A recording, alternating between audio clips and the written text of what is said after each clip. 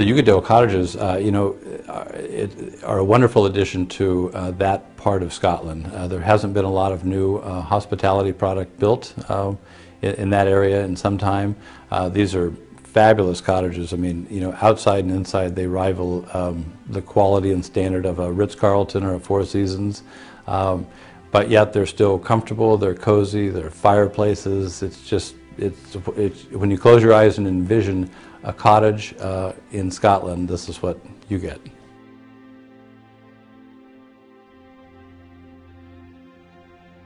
We really wanted to. We felt we were in such a special location. We have the Atlantic Ocean at our front door, world-class golf out the side door, not only with our course, Machrihanish Dunes, but with the Machrihanish Golf Club, which is an old famous course, top 100 in the world, designed by old Tom Morris. So I think as a developer, it was the perfect setting. You couldn't create a better palette, and dropping our product in the middle of that, we had to do something that was mindful of where we were, and I think respectful of the area, and this was it.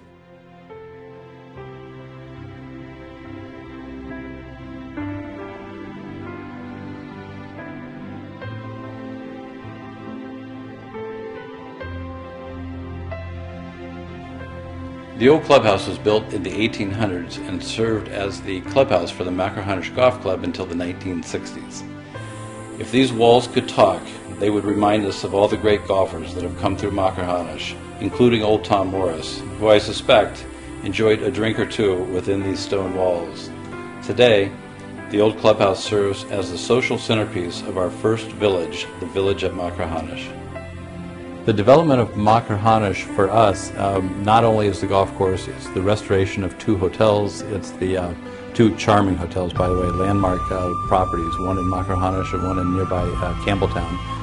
It's the construction and sale of old Scottish type golf cottages.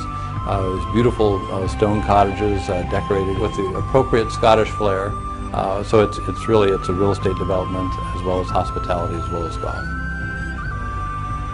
The first hotel was right in the middle of our first village, the Ugadale Hotel, that is. It was smacked out in the middle of our first village.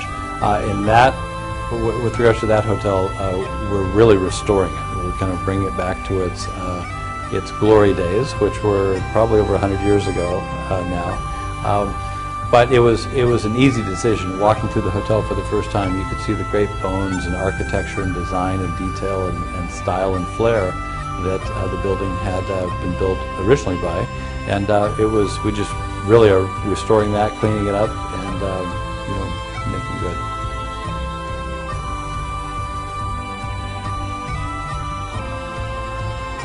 There was a hotel here, a small hotel, smaller than it is now, or was now, a very small hotel, way back well over in 100 years ago, 1890s or earlier than that, and it was used for the golf club here started, and there were a number of people came to it as a golf course.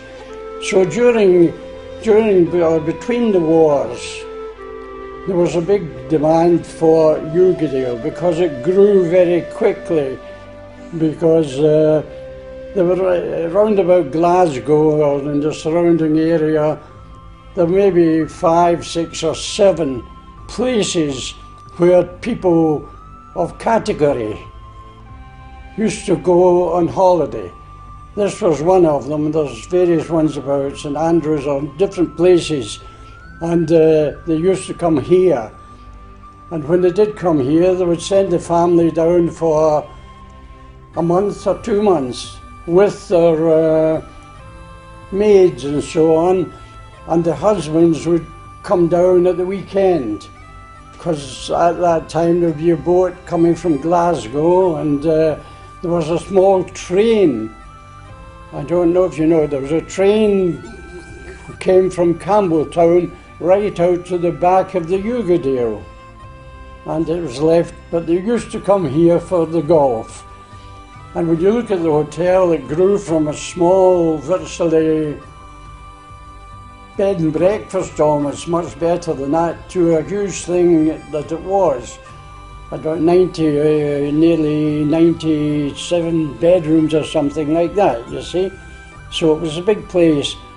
There had been a fire at one time, a very bad fire, and the place was pretty well, a lot of it was gutted, but they used that opportunity to rebuild in different shapes. So it's changed about 4 or 5 different shapes since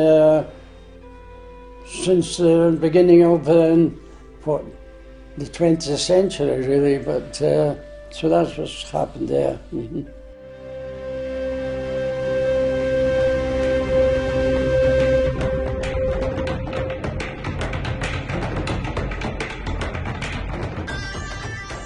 We're in Springbank Distillery in Campbelltown, Scotland's oldest family-owned distillery, and it's one of 3 remaining Campbelltown distilleries.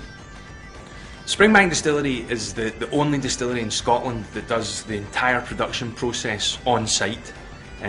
What that means is that we do 100% of our malting. We malt the barley. We also do all of our mashing, all of our distillation is all done here at the distillery, obviously. All of our maturation, we're in the warehouse at Springbank Distillery. All of our whisky is matured on site, and we also do 100% of our bottling at the distillery. So it's the only distillery in Scotland where the whole process of turning barley into bottles of whisky, 100% of the production is done here. You think back to certainly the late 1800s, 1880, 1890, and Campbelltown was the whisky making capital of the world.